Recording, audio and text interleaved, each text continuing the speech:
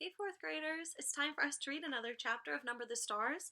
I hope you all are enjoying the book as much as I am. I'm having a great time reading it to you guys, so I hope you're having as fun of a time reading it with me. So today our chapter is titled The House by the Sea. Now this house that they're talking about is Uncle Heinrich's house, because we know in our last chapter, Anne-Marie, Kirsty, Ellen, and Mama traveled to the sea to see Uncle Heinrich and go to his house. So we are now at his house. Last chapter we talked about how they feel safe at this house, so we're going to read a little bit more about it. "Oh, Anne-Marie," Ellen said with awe in her voice, "it is beautiful." Anne-Marie looked around and nodded her head in agreement.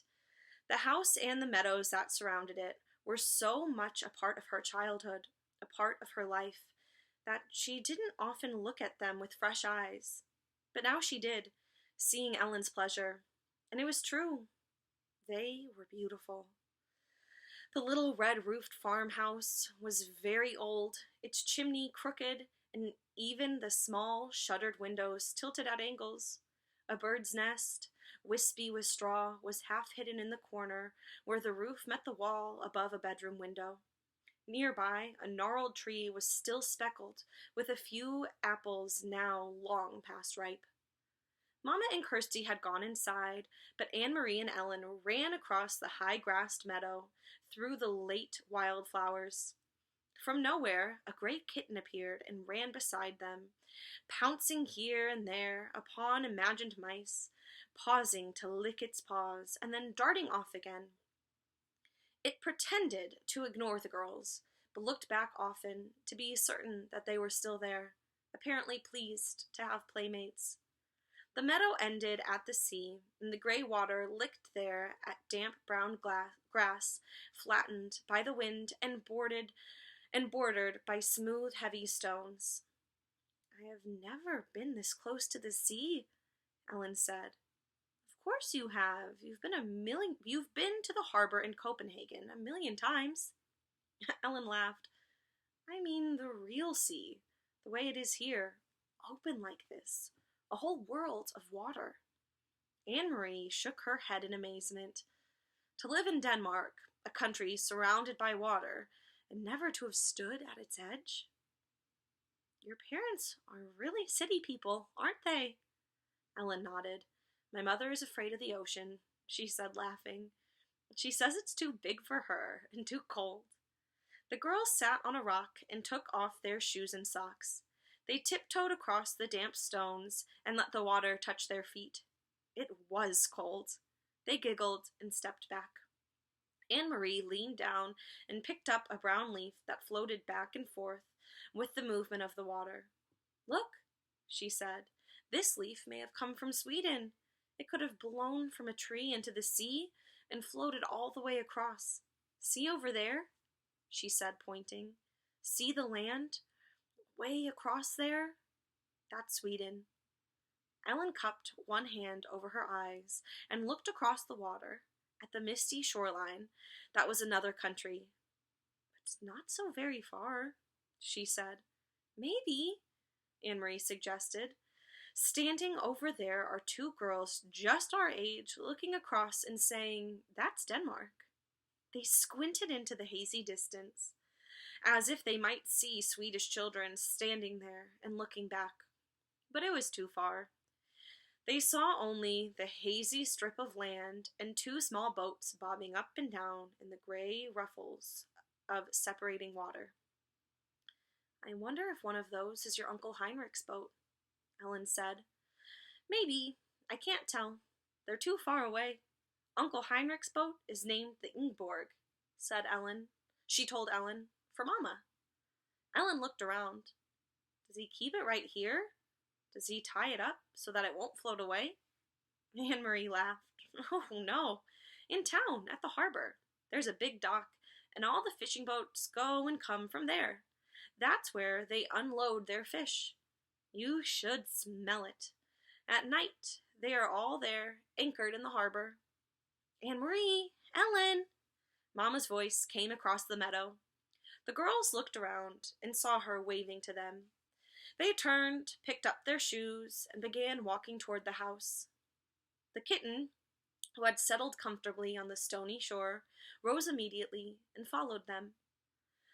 "I took Ellen down to show her the sea," Anne-Marie explained when they reached the place where Mama waited. "She'd never been that close before. We started to wade, but it was too cold. I wish we had come in the summer so we could swim." "It's cold even then," Mama said. She looked around. "You didn't see anyone, did you? You didn't talk to anyone?" Anne-Marie shook her head. "Just the kitten." Ellen had picked it up, and it lay purring in her arms as she stroked its small head and talked to it softly. "I meant to warn you. You must stay away from people while we are here." "But there's no one around here," Anne-Marie reminded her. "Even so, if you see anyone at all, even someone you know, one of Heinrich's friends, it is better if you come in the house. It is too difficult, maybe even dangerous, to explain who Ellen is." Ellen looked up and bit her lip. "There aren't soldiers here too?" she asked. Mama sighed. "I'm afraid there are soldiers everywhere, and especially now. This is a bad time. Come in now and help me fix supper. Heinrich will be home soon. Watch the step there, it's loose. Do you know what I have done? I found enough apples for applesauce. Even though there is no sugar, the apples are sweet. Heinrich will bring home some fish, and there is wood for the fire, so tonight we will be warm and well fed." "It is not a bad time, then," Anne-Marie told her. "Not if there is applesauce." Ellen kissed the kitten's head and let it leap from her arms to the ground. It darted away and disappeared in the tall grass. They followed Mama into the house. That night the girls dressed for bed in the small upstairs bedroom they were sharing, the same bedroom that had been Mama's when she was a little girl. Across the hall, Kirsty was already asleep in the wide bed that had once belonged to Anne-Marie's grandparents. Ellen touched her cheek after she had put on Anne-Marie's flower-sprigged nightgown, which Mama had packed. "Where's my necklace?" she asked. "What did you do with it?"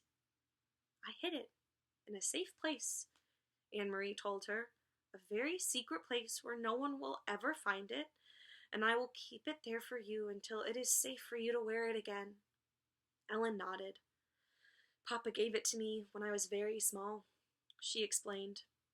She sat down on the edge of the old bed and ran her fingers along the handmade quilt that covered it. The flowers and birds, faded now, had been stitched onto the quilt by Anne-Marie's great-grandmother many years before. "I wish I knew where my parents are," Ellen said in a small voice as she outlined one of the appliqued birds with her finger. Anne-Marie didn't have an answer for her. She patted Ellen's hand, and they sat together silently. Through the window they could see a thin, round slice of moon appear through the clouds against the pale sky. The Scandinavian night was not very dark yet, though soon, when winter came, the night would be not only dark, but very long. Night skies beginning in the late afternoon and lasting through morning. From downstairs they could hear Mama's voice and Uncle Heinrich's talking, catching up on the news. Mama missed her brother when she hadn't seen him for a while, Anne-Marie knew.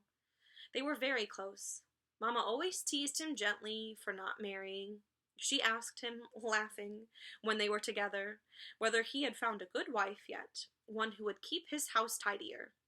Heinrich teased back and told Mama that she should come to Gillingy to live again so that he wouldn't have to do all the chores by himself.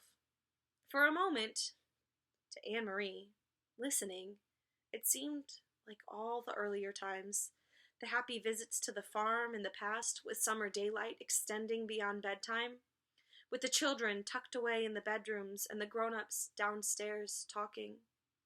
But there was a difference. In the earlier times, she had always overheard laughter. Tonight, there was no laughter at all. So that's the end of the chapter, but I want us to stop here because I think it's really important that we pay attention to the change at the end of this chapter. Anne Marie says she normally hears laughter coming from her mother and her uncle, but tonight she heard no laughter at all. This is important because we've been able to see how much the Nazis have changed everybody's life, and we can now see that this impacts people's relationships and the way that they interact with one another, even when the Nazis aren't around. So that's the end of this chapter. I will talk with you guys again soon.